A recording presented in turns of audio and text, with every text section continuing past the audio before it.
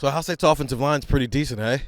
The Joe Moore Award, which is the award that goes to the best offensive line in the country, released their semifinalists this week. Ohio State joins a list that includes Alabama, Army, Indiana, Iowa, Notre Dame, Oregon, Tennessee, Texas, and Tulane. Iowa's the only team on that list who isn't currently ranked right now. Obviously, the season started with Josh Simmons, Donovan Jackson, Seth McLaughlin, Tegra Shabola, and Josh Fryer as the starting offensive line. We've seen Austin Cerevel come in and start some games. And now Donovan Jackson's playing left tackle, and Carson Hinsman's your left guard. I'm Steven, that's Stefan, that's Andrew. Andrew, we'll start with you as our offensive line guy on this here pod. Go listen to Buckeye Talk wherever you find podcasts. What's been the most impressive thing about this Joe Moore Award semifinalist group? Consistently throughout the year, I have been very, very impressed with Seth McLaughlin at center.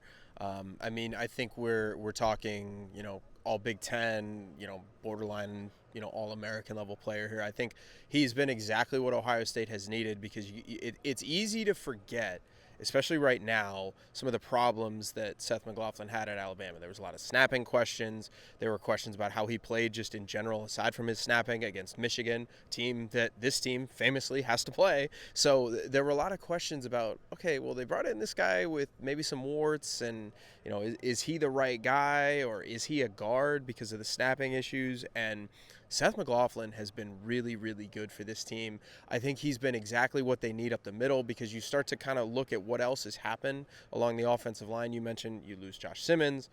You have some injury questions with your right guard where Tegra got hurt a little bit, and then you're playing Cerevel, and then you have a new guy coming in at left guard with Carson Hinsman. There's just been so much happening. Imagine if we still had questions about center, or imagine if center was Carson Hinsman all year. And even if Carson Hinsman was playing well at center, okay, who's your left guard? Do you have questions about the interior then?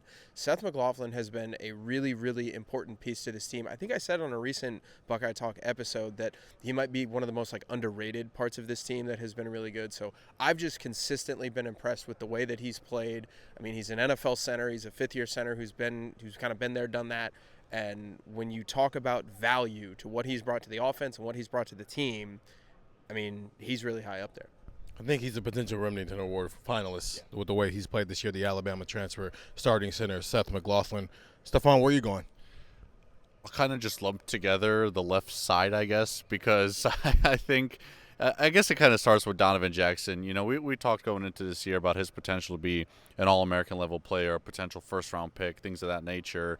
And we didn't talk about the potential of him having to move to left tackle. I think everyone knows that if needed, that was kind of the pull in case of emergency thing just because of his history. But to see it in action and to see him actually play really well is impressive. The Penn State game, I know Abdul Carter had a couple loud sacks, but when you're watching that game, you're thinking to yourself, that doesn't look like a guy who just now had to move to left tackle against one of the best defensive lines in the country. And I'm sure for him it was probably an adjustment even as that game was going on to get comfortable. And he looked the part. He looked the part against Purdue. But then Carson Hinsman, too, to come in, after really working as a center last year, kind of working as the backup center this year, to be a guy who lost his job kind of in the offseason and come in and now be thrust into this left guard role and be really good at it as well, it's impressive. So I think the left side, what they've been able to do to just kind of maneuver around the worst case scenario, probably, it gets pretty close to it. Yeah, twice to do it, it's pretty impressive. So props to Donovan Jackson and Carson Hinsman for kind of what they've been able to do to hold up the blind side for Will Howard. You went with the left side of the offensive line. You went with Seth McLaughlin. I think both of those are quality answers. I mean, you could say Chip Kelly and his ideas in the run game. You could go with that and how that's maybe maximized his offensive line. But I'm going to go with the guy who's in charge of the room. Yeah. Justin Frye has been the most impressive. From a recruiting standpoint, Andrew, we've talked about this. Lot left to be desired there. But we've also talked about if you're not going to recruit at a high level, you better be developing at a high level. And he is now in the year where we should be seeing the fruits of his labor as a developer. Well, Seth McLaughlin, I mean, that's a guy, even if you've only had him for a year, as you just mentioned, none of the issues he had at Alabama have really popped up this year. Tegra Shabola, he hasn't been elite, right? But he's been serviceable, right? Josh Fryer, I think, is having the best year of his career right now. Carson Hinsman, as you just mentioned, lost his job, but he also probably shouldn't have been the starter last year. Luke Whippler were pro a year early. He looked pretty good through 2 games playing left guard. Donovan Jackson is playing left tackle. Donovan Jackson is playing left tackle. Donovan Jackson is playing left tackle. And we're now having conversations of, when does it go from him being a left guard pretending to be in a left tackle to actually being a left tackle? Ryan Day was talking about on Tuesday how they've changed up his diet a little bit to drop a little bit of weight, because obviously when you're dealing in that type of space with guys who are 50, 60 pounds lighter than you need to drop a little bit weight versus just being a road runner on the inside of things there. Donovan Jackson is playing left tackle. Austin Saravalda started 2 games, and he looked pretty decent. Now, has he regressed a little bit in his second year? Sure. But I think the first 2 weeks he looked so quality that we started wondering, hey, should he have Tegra's job? That's where we were with things. I think the only negative has been Zen Maholski didn't look that good. And Zen Maholski also is hurt now, so we're not even sure if that's going to be a thing. And even if he does get healthy, Donovan Jackson is playing left tackle.